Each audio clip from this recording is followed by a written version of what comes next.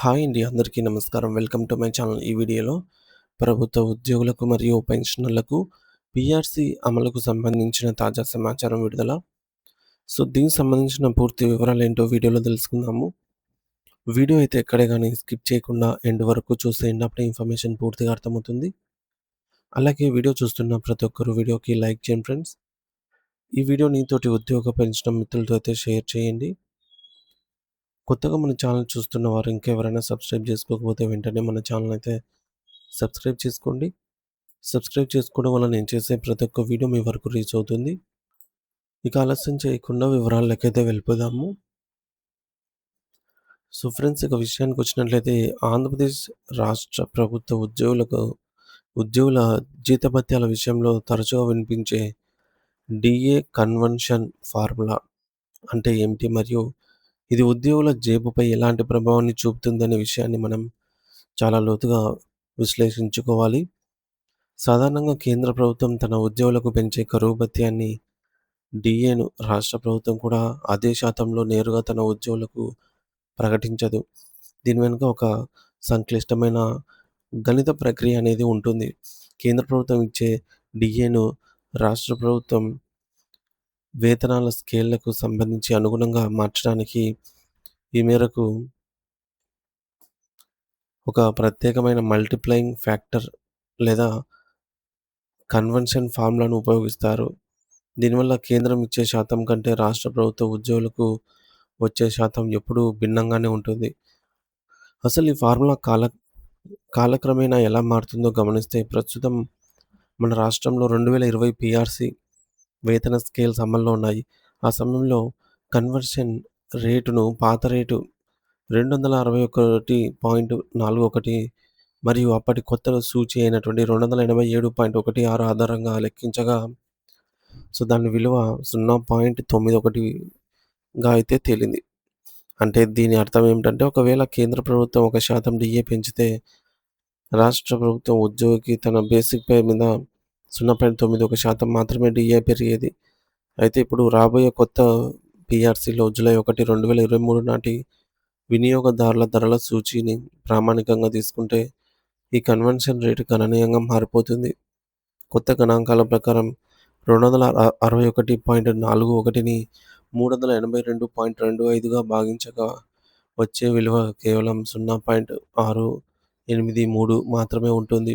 దీనివల్ల భవిష్యత్తులో కేంద్ర ప్రభుత్వం 1% డిఏ ప్రకటించిన ప్రతిసారి రాష్ట్ర ఉద్యోగికి కేవలం 0.683% మాత్రమే అందుతుంది. మరి ఇది వినడానికి ఉద్యోగులకు పెద్ద నష్టంలాగా అనిపిస్తుంది. ఎందుకంటే గతంలో వచ్చిన 0.91% కంటే ఇప్పుడు వచ్చే శాతం చాలా తక్కువ. ఒకవేళ జనవరి 1, 2024 నుంచి జనవరి 1, 2026 వరకు రాబోయే మొత్తం 5 డిఏలను కలిపి కేంద్రం 14% ఇచ్చింది అని అంచనా వేసుకున్నట్లయితే పాత ఫార్ములా ప్రకారం 0.91% ప్రకారంగా ఉద్యోగికి 12.74% రావాలి. కానీ కొత్త ఫార్ములా 0.683 ప్రకారంగా కేవలం 9.56% మాత్రమే వస్తుంది. అంటే కేవలం శాతం పరంగా చూస్తే ఉద్యోగికి నికరంగా 3.18% నష్టం వాటిల్లుతున్నట్లుగా మనకు స్పష్టంగా కనిపిస్తోంది. కానీ ఇక్కడే మనం అసలైన ఆర్థిక లాజిక్‌ను మరియు ఫిట్‌మెంట్ వల్ల కలిగే అద్భుతమైన మార్పులను అర్థం చేసుకోవాలి. కన్వర్షన్ రేటు తగ్గడం వల్ల శాతం తగ్గినప్పటికీ ఉద్యోగి పొందే అసలు నగదు క్యాష్ బెనిఫిట్ మాత్రం పెరుగుతుంది. దీనిని ఒక ఉదాహరణతో వివరిస్తే ప్రస్తుతం ఒక ఉద్యోగి బేసిక్ పే రూ. 40,000 అనుకుందాము. పాత పీఆర్సీలో 33.67% డిఏను బేసిక్ పేలో విలీనం చేసి దానికి 30% ఫిట్‌మెంట్‌ను కలిపితే ఆ ఉద్యోగి కొత్త బేసిక్ పే సుమారు రూ. 65,468కు చేరుకుంటుంది. అంటే ఫిట్‌మెంట్ మరియు డిఏ విలీనం వల్ల బేసిక్ పే అనేది ఒక్కసారిగా 63.67% పెరిగింది. ఇప్పుడు అసలు లెక్క చూద్దాము. పాత పద్ధతిలో రూ. 40,000 బేసిక్ పే మీద 0.91% చొప్పున 1% కేంద్రం డిఏకు రూ. 364 వచ్చేవి. అదే కొత్త పద్ధతిలో అయితే పెరిగిన రూ. 65,468 బేసిక్ పే మీద 0.683% చొప్పున లెక్కిస్తే రూ. 447 వస్తాయి. అంటే శాతం తగ్గినప్పటికీ బేసిక్ పే భారీగా పెరగడం వల్ల ఉద్యోగికి ప్రతి ఒక్క శాతం డీఏ పెరుగుదలకు అదనంగా రూ. 83 లాభం కలుగుతుంది. మరి ఈ యొక్క 30% ఫిట్‌మెంట్ వల్ల కేవలం డీఏ మాత్రమే కాకుండా ఇతర ఆర్థిక ప్రయోజనాలు కూడా భారీగా పెరుగుతాయి.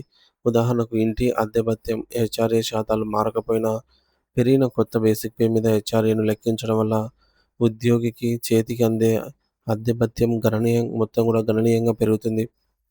అలాగే పదవీ విరమణకు అంటే రిటైర్మెంట్‌కు దగ్గరగా ఉన్న వారికి ఈ యొక్క ఫిట్‌మెంట్ వల్ల పెన్షన్, గ్రాట్యుటీ మరియు కమ్యుటేషన్ మొత్తాలు కూడా ఊహించని విధంగా పెరుగుతాయి. ఇది వారి శేష జీవితానికి గొప్ప ఆర్థిక భరోసానైతే ఇస్తుంది. బేసిక్ పే పెరగడం వల్ల బ్యాంకుల నుంచి పొందే పర్సనల్ లోన్స్ మరియు హోమ్ లోన్స్ అర్హత కూడా పెరుగుతుంది. దీనివల్ల ఉద్యోగులు తమ సొంతింటి కలను నెరవేర్చుకోవడము సులభతరం అవుతుంది. కాబట్టి డీఏ కన్వర్షన్ రేటు తగ్గడం అనేది కేవలం ఒక సాంకేతిక ప్రక్రియ మాత్రమేనని, అసలైన లబ్ధి అనేది ప్రభుత్వం ఇచ్చే ఫిట్‌మెంట్ శాతం పైన ఆధారపడి ఉంటుందని మనం గమనించాలి. ఒకవేళ ప్రభుత్వం ఇచ్చే ఫిట్‌మెంట్ ఎక్కువగా ఉండి, ఉదాహరణకి 20% కంటే తక్కువ, అదే సమయంలో డీఏ కన్వర్షన్ రేటు కూడా తగ్గితే మాత్రమే ఉద్యోగుల వేతన వృద్ధిపై తీవ్రమైన ప్రతికూల ప్రభావం అయితే చూపుతుంది. అందుకే రాష్ట్ర వ్యాప్తంగా ఉన్న అన్ని ఉద్యోగ సంఘాలు కనీసం 30% లేదా అంతకంటే ఎక్కువ ఫిట్‌మెంట్ కావాలని గట్టిగా డిమాండ్ చేస్తున్నాయి. మరి ఫిట్‌మెంట్ ఎంత ఎక్కువగా ఉంటే డీఏ కన్వర్షన్ రేటు వల్ల కలిగే శాతం తగ్గుదలను అంత సమర్థవంతంగా భర్తీ చేసి ఉద్యోగికి నికర లాభాన్ని అందిస్తుంది. మొత్తానికి పీఆర్సీ ప్రక్రియలో ఈ లెక్కలన్నీ కూడా ఉద్యోగి యొక్క నెలవారీ జీతం నుంచి రిటైర్మెంట్ బెనిఫిట్స్ వరకు ప్రతి అడుగులోనూ కీలక పాత్ర పోషిస్తాయి. ప్రభుత్వం ఉద్యోగుల పట్ల సానుకూల వైఖరితో ఉండి మంచి ఫిట్‌మెంట్ ప్రకటిస్తే ఈ కన్వర్షన్ ఫార్ములా వల్ల వచ్చే చిక్కులు తొలగిపోయి అందరికీ న్యాయం అనేది జరుగుతుంది.